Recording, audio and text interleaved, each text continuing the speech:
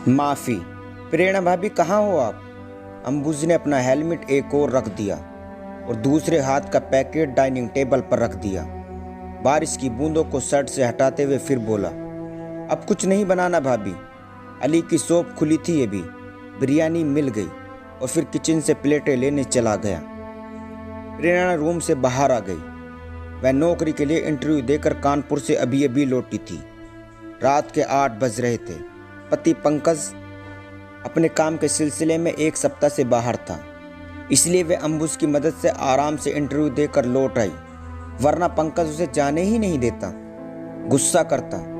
अंबुज ने ही विज्ञापन देखा, फॉर्म भरवाया, टिकट कराया और ट्रेन में बैठा कर भी आया। सुबह शाम हाल भी पूछता रहा। तभी तो नौकरी पक्की हो गई थी उसे। पता कर प्रेरणा को कितनी खुशी हुई थी। पंकज से तो शेयर भी नहीं कर सकती। अरे तुम बारिश में नाहक परेशान हुई अंबुज, मैं इतना भी नहीं थकी हूँ, अभी बना लेती फट से कुछ। मालूम है 3-4 दिनों से तुम सूप ब्रेकफास्ट टोस्ट से ही काम चला रहे होंगे, बाहर का खाना भी तुम्हें सूट नहीं करता। प्रेरणा उसके गीले कपड़ों को देखते हुए बोली, कपड़े बदल आओ अंबुज, तब तक मैं अदरक वाली चाय बना लेती हूँ, पीना है या नहीं? वह उसे छेड़ते हुए बोली। उसे मालूम था उसके हाथ की अदरक वाली चाय अंबुज को पसंद है। हाँ भाभी, चाय मुझसे सही नहीं बनती, इसलिए बनाई ही नहीं, कह वह सिर खुजलाते हुए चेंज करने चला गया। वाह, मज़ा आ गया भाभी, लग रहा है बरसों बाद चाय पी रहा हूँ। अंबुज कपड़े बदल कर आ गया था। अब मुझे लग रहा है देवरानी का इंतज़ार जल्दी करना पड़ेगा। प्रेरणा मुस्कुराई। इतने सारे फोटो देकर गई थी, कोई पसंद की? छोड़िए भाभी वह सब। अपॉइंटमेंट लेटर कब मिल रहा है यह बताइए? बस अगले हफ्ते। पर पहले ये सोचो कि तुम्हारे भैया को कैसे मनाएंगे। नौकरी तक पहुंचने में तुमने ही सब कुछ किया है, इसमें भी तुम्हारी ही मदद चाहिए। अंबुज बेटा जी, मुझसे तो वो मानने से रहे, तुम्हें ही कुछ करना होगा, वरना सारी मेहनत बेकार। प्रेरणा हंसते हुए बोली, अरे मैं उन्हें समझा लूँगा भाभी, अब चिंता क्यों करती हैं? फिर इसमें बुराई भी क्या है? हाँ, पता नहीं क्या सोचा, क्या ईगो लेकर बैठे हैं। कभी तो मेरी भी पढ़ाई पर काम आए। उन्हें दूसरी नौकरी जब तक मिलेगी या इनका काम जब तक बनेगा, मैं थोड़ा तो सहयोग कर ही सकती हूँ। शुरू में कंपनी 30,000 सैलरी दे रही है, घर आराम से चल जाएगा। अभी हम 3 ही तो हैं, शिफ्ट हो जाएंगे। वही 100 तो है, पर वर्क कुछ नहीं देवर जी, समझाओ उन्हें।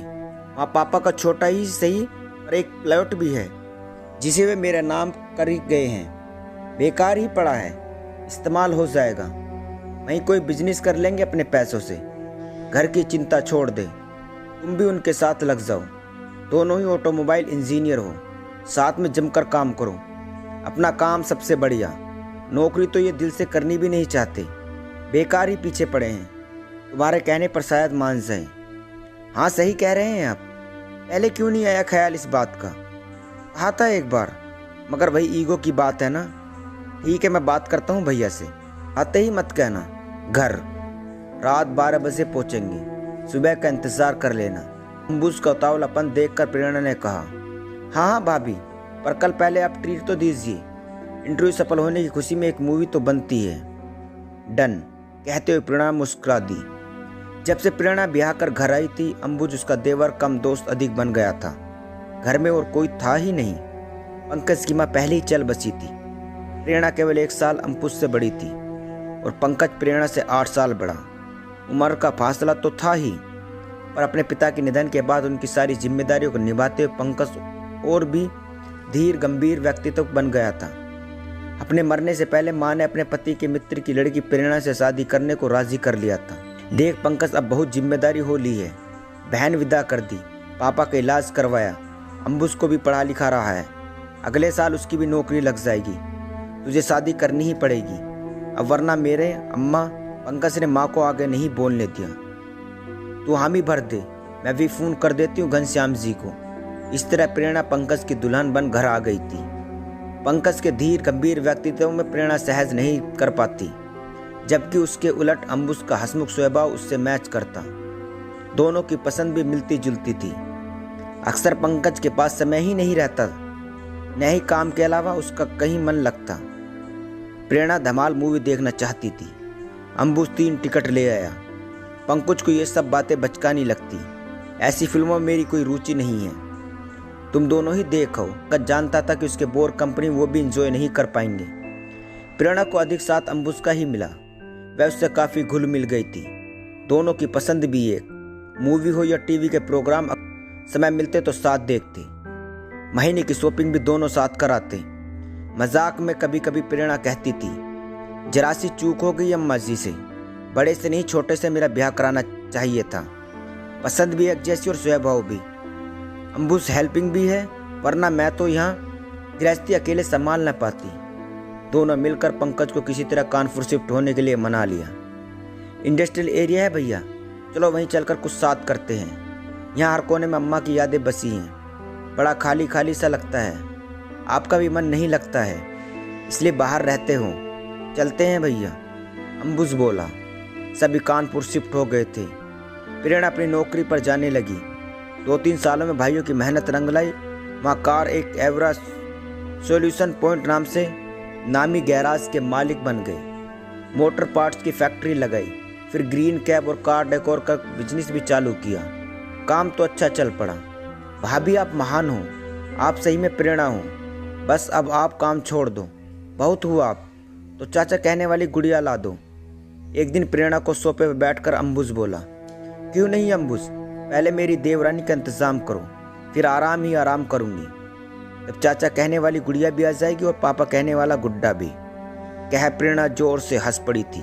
सच घर इतना बड़ा हो गया, रहने वाले वही 3, रहने वालों की संख्या बढ़नी ही चाहिए और उत्सव भी मनना चाहिए। अब शादी के लिए और मना नहीं करोगे आप देवर जी। रिश्ते के लिए आए फोटो में सुरुचि का फोटो बार बार उठाकर देख रहा था। वह पसंद है ना, शर्माने से काम नहीं चलेगा। प्रेरणा ने उसकी कमर पर चिकोटी काटी तो उसका चेहरा गुलाबी हो गया। प्रेरणा के आने के 5 साल बाद घर में 2 बंदों का इजाफा हुआ। एक प्रेरणा ने बेटी को जन्म दिया और दूसरी अंबुज से शादी के बाद सुरुचि के घर में प्रवेश हुआ। शुरू में सब ठीक था और धीरे धीरे सुरुचि पैसे का हिसाब रखने लगी। प्रेरणा के प्रबंध में भी कोई न कोई नुक्स निकालती रहती। अंबुज का प्रेरणा से पूछ कर काम करना भी उसे न भाता और न ही वह चाहती कि उसका अंबुज प्रेरणा से कहीं पर चले। उसे साथ लेकर घूमना फिरना, मूवी मार्केट जाना, बिस्तर में बैठकर साथ टीवी देखना, हंसी मजाक करना उसकी कलुषित मन को और कसैला बना देता। उसने अंबुज से कई बार कहने की कोशिश की पर वह डपट देता। कूड़ा दिमाग है तुम्हारा, साफ करो। माँ के बाद भाभी मेरी माँ समान है, बड़ी बहन भी और दोस्त भी। अंबुज के सामने तो वो चुप हो जाती और प्रेरणा को रह कर ताने देने से बाज न आती। प्रेरणा का खून खोल उठता और कलह बचाने के उद्देश्य से उसने कुछ न कुछ कहना ही उचित समझा। अंबुज से वह थोड़ा दूरी भी रखने लगी जिससे सुरुचि को बुरा न लगे। उसे इस बात का ध्यान रहता। सुरुचि को तब भी चैन नहीं आया। फिर उसने मौका पाकर पंकज के कान भरने चाहे। भैया आप तो बड़े भोले हो, काम में इतने व्यस्त रहे हैं, कुछ जानते ही नहीं कि घर में क्या हो रहा है। क्या हो रहा है क्या मतलब? तब सुरुचि ने अपने मन का सारा जहर उगल दिया। सुनकर पंकज उसी पर आपे से बाहर हो गया। बोला, अच्छी ऐसी घटिया बातें सोची भी कैसे तुमने? अंबुज को अपना देवर नहीं छोटा भाई मानती है। अंबुज ने भी उसने बड़ी बहन का दर्जा दिया है। मैं अधिक व्यस्त रहता हूँ तो वह उसके साथ मिलकर घर की हर जरूरत का ख्याल रखता है, तो उसका यह मतलब है। इसी बीच प्रेरणा वहां आ गई। पूछा, क्या हुआ पंकज? पंकज को गुस्से में देखकर वह घबरा गई थी। अंबुज भी वहां पहुंचा। वह समझ रहा था जो कड़वाहट सुरुचि ने उसके मन में घोलनी चाहिए थी वह जहर भैया के सामने उगल दिया होगा। ऐसी शादी नहीं चल सकती, तुम्हें भाभी से माफी मांगनी होगी, फिर तुम चाहे जहां जाओ। क्या अंबुज ने वहां से खिसक रही सुरुचि को पकड़ लिया। बीच बचाव करती प्रेरणा पास आ गई। यह क्या तरीका है अंबुज पत्नी से बात करने का? छोड़ो इसे। अंबुज ने पकड़ ढीली की तो सुरुचि एक और हट गई। इसमें गलत क्या है?